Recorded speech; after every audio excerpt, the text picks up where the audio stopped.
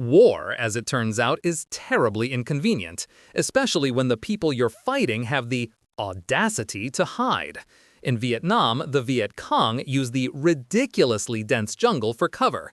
We're talking triple canopy rainforests that could conceal entire bases, supply lines, and thousands of soldiers just a few feet from a trail. American military planners, faced with this frustratingly green problem, came to a very logical, very American conclusion. If the environment is the problem, just get rid of the environment. It was a simple, elegant, and catastrophically stupid idea that would soon get its own codename and a catchy motto. Enter Operation Ranch Hand. The mission was straightforward: aerial spraying of herbicides to kill the jungle and also the enemy's crops. Because nothing wins hearts and minds like starving the local population. The official motto was, and I am not making this up, "Only you can prevent forests." A clever little twist on Smokey the Bear if Smokey had traded his shovel for a crop duster full of poison.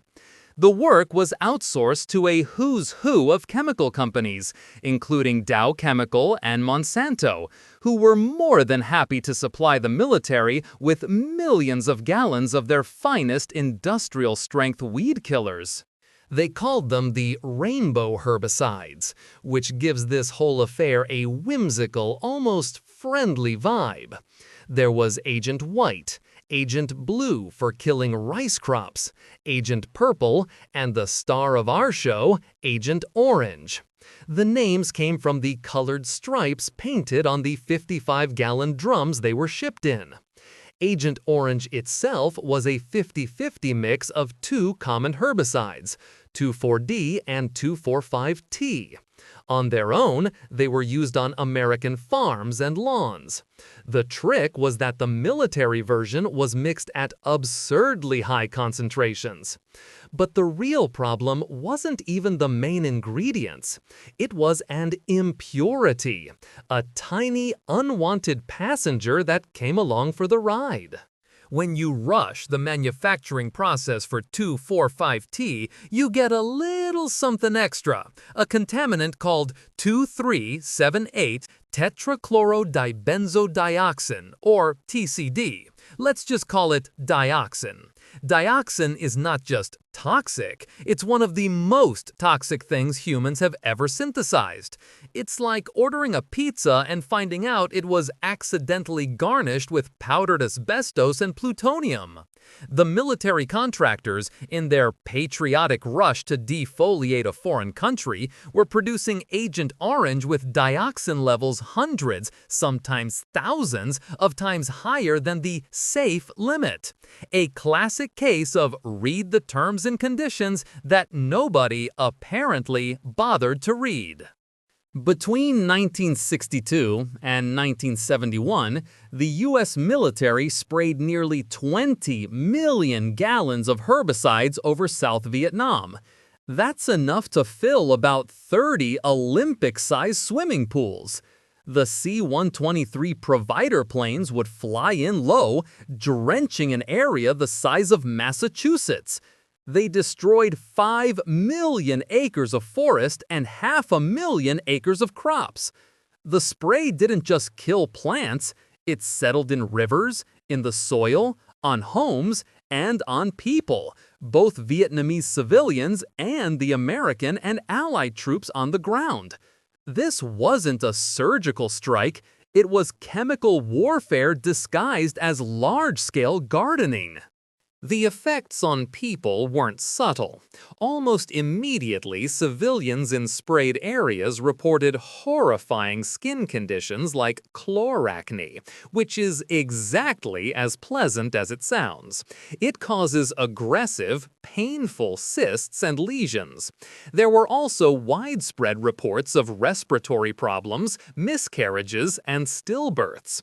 On the American side, soldiers wading through defoliated jungles or getting caught in the spray drift complained of rashes and sudden illness. But these were just the opening acts. The real horror of dioxin is its patience. It doesn't just make you sick, it rewrites the book for future generations.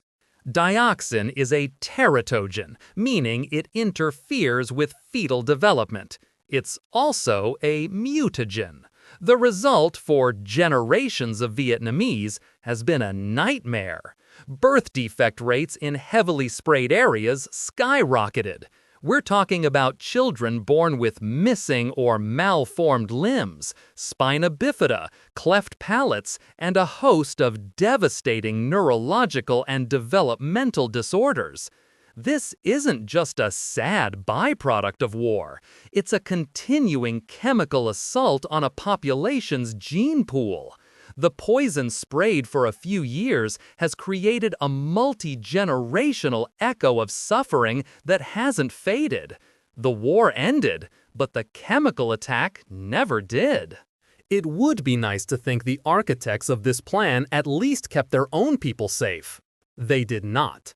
American, Australian, and South Korean troops were all exposed. They drank contaminated water, ate contaminated food, and breathed contaminated dust. When veterans returned home with a bizarre collection of cancers, nerve disorders, and diabetes, the Department of Veterans Affairs spent years insisting there was no link. It took decades of grassroots organizing and scientific studies before the VA was finally forced to acknowledge that maybe, just maybe, dousing your own soldiers in one of the world's most toxic chemicals was a bad idea. While the government stonewalled, the science became undeniable. Studies eventually confirmed the link between dioxin exposure and a long list of diseases. In 1984, veterans brought a class-action lawsuit against the chemical companies. It was settled out of court for $180 million. After legal fees, that left a few $1,000s at most for each affected veteran, a laughable sum for a lifetime of illness. The companies admitted no wrongdoing, of course. Their defense was that they were just fulfilling a government contract. A classic "I was just following orders" excuse, but with invoices. The human cost is staggering, but dioxin also savaged the environment. It doesn't break down easily. It's still there. It's settled into the soil and the sediment of rivers and lakes. Former U.S. air bases, like the ones at Da Nang and Bien Hoa, became toxic hotspots. For decades, this dioxin has been working its way up the food chain from the soil, into grasses, into fish and ducks, and then into the people who eat them. So even people born long after the war are still being exposed. The cleanup effort is slow, incredibly expensive, and covers only a fraction of the contaminated sites. It's a permanent stain on the landscape. So, where does that leave things?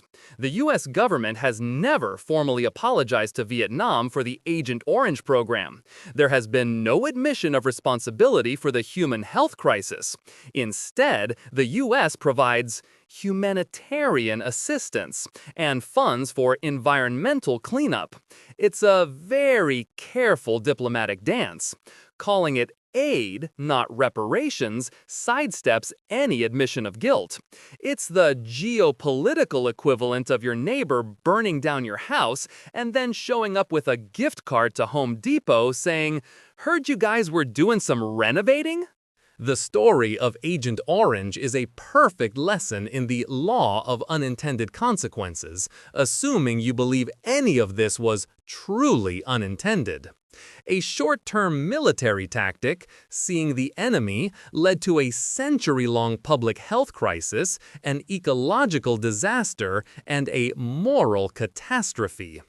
It's a stark reminder that the easiest solution on a general's map is often the most monstrous one in reality.